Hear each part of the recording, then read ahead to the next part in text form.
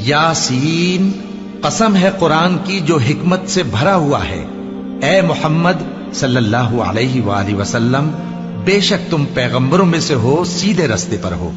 ये कुरान गालिब व मेहरबान का नाजिल किया हुआ है ताकि तुम उन लोगों को जिनके बाप दादा को खबरदार नहीं किया गया था खबरदार कर दो कि वो गफलत में पड़े हुए हैं।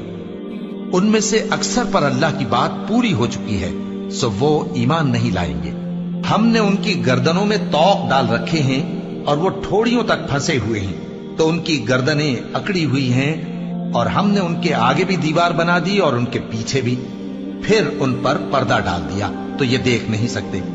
और तुम इनको खबरदार करो या ना करो, इनके लिए बराबर है, ये ईमान नहीं लाएंगे।